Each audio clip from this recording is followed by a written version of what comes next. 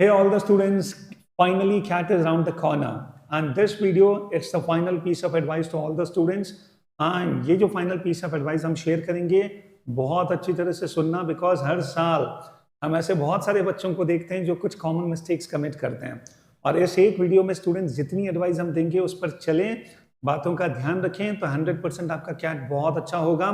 Icon east cat family की तरफ से आप सबको ऑल द बेस्ट। सबसे पहले मैं अंकित सर से रिक्वेस्ट करूंगा सर, क्वांट में जनरली एक तो क्वांट सेक्शन आता है सबसे लास्ट। ओके, तो बच्चा कम से कम 40 मिनट्स इंग्लिश 40 मिनट्स DILR करके, मैं कई बार देखता हूँ कि बच्चा जब क्वांट तक पहुंचता है तो वो एनर्जी लेवल नहीं दिखाता। सबसे पहले तो students my piece of advice is हर सेक्शन को इंडिविजुअली उतना ही इंपॉर्टेंस मिलना चाहिए। And second which you people have to keep in mind is कोई भी सेक्शन अगर आपका बहुत अच्छा अटेम्प्ट नहीं भी होता है तो भी स्टूडेंट्स आप होपलेस मत होना, आप डिमोरलाइज मत होना। ऐसा हजारों बच्चों के साथ हो सकता है and you people do understand, यहाँ कॉम्पिटिटिव रैंकिंग ही मैटर करती है।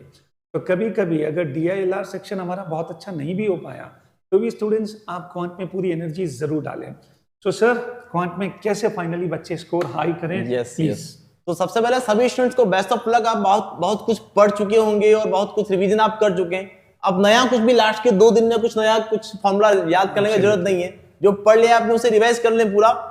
और क्वेश्चन को अटेम्प्ट करते वक्त, पेपर को अटेम्प्ट करते वक्त सबसे पहला काम ये करना है कि क्वेश्चन को पेपर को हमें क्रोनोलॉजिकल ऑर्डर में अटेम्प्ट नहीं करना है। क्योंकि कई बार क्या होता है सर कि फर्स्ट किया नहीं हुआ, सेकंड किया नहीं हुआ, थर्ड किया नहीं हुआ। अगर 3 क्वेश्चन बच्चे के नहीं हुए और शुरू के 5 मिनट उसके निकल गए तो वही डिमोरलाइज हो जाएगा और पूरा पेपर वो खराब कर देगा।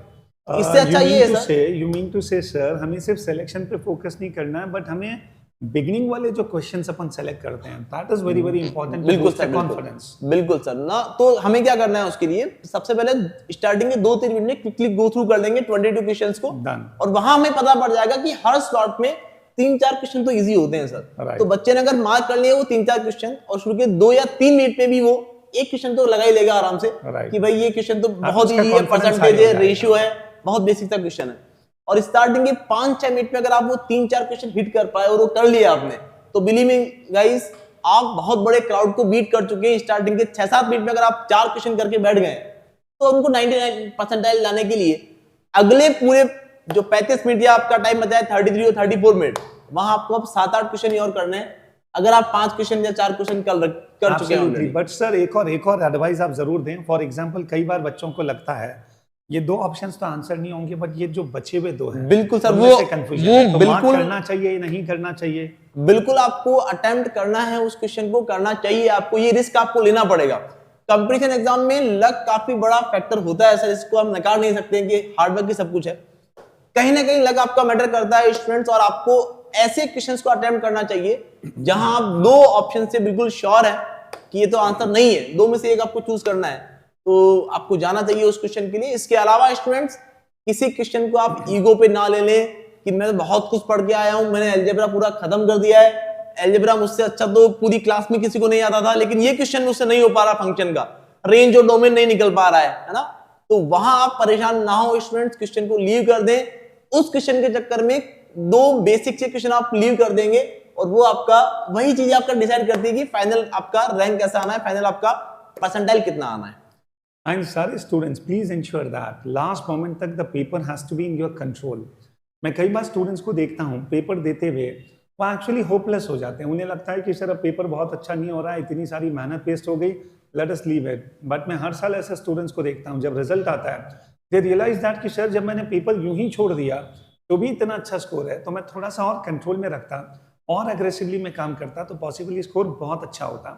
Even this happens with me also. हम कई बार अपने आप को बहुत अंडर एस्टिमेट करते हैं, तो प्लीज डोंट डू दैट।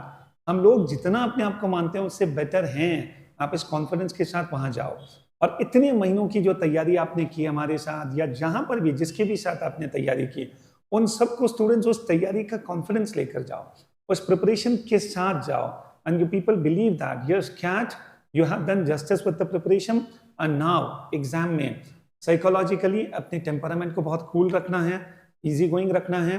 कभी कभी चाहते हुए भी नहीं चाहते हुए भी गलत सिलेक्शन हो जाता है, हो भी जाए तो आप ये मत समझना कि अब सब कुछ चला गया, नथिंग लाइक दैट। बिल्कुल सर, आप वापस से कोशिश करें कि हम पेपर को फिर से कंपनसेट करें और फिर से लेवल पर लेकर आए। कई बार बच्चे स्टार्टिंग के 10 मिनट में अगर क्वांट अच्छा नहीं हुआ है तो वो बिल्कुल मतलब क्वेश्चन को पढ़ना ही बंद कर देते हैं। इतना बड़ा बड़ा क्वेश्चन दिख रहा है अर्थमेटिक का, वो इस जोन में चले जाते हैं कि हमसे तो नहीं हो पाएगा, तो वो कुछ भी भर के फिर क्वेश्चन को खत्म करते हैं।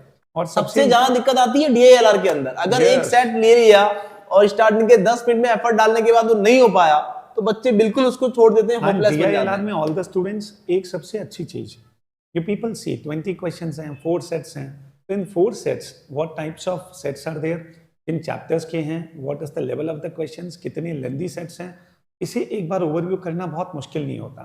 तो जैसे आप ओवरव्यू करेंगे अभी तक की प्रिपरेशन के बेसिस पर you will actually come to know कि जैसे गेम्स एंड टूर्नामेंट्स आपका स्ट्रेंथ एरिया है या वीक एरिया है, जैसे डेटा अरेंजमेंट या टीम मेकिंग या फिर स्टूडेंट्स बाइनरी लॉजिक या वेन डायग्राम्स, कोई भी चैप्टर हो, you will actually come to know कि आपका स्ट्रेंथ एरिया है या नहीं। तो मुझे लगता है उन चारों सेट्स को एक बार देखकर आप एक प्रायोरिटी डिसाइड कर लें कि फर्स्ट मैं इसको अटेम्प्ट करूंगा, सेकंड इसको, थर्ड इसको। स्टिल अटेम्प्ट करते समय फिर भी हमको ऐसा लगे कि हमने कोई गलती कर दी, हमने गलत सिलेक्शन कर दिया, तो स्टूडेंट्स इंस्टेंटली उसे छोड़ना is also very very important.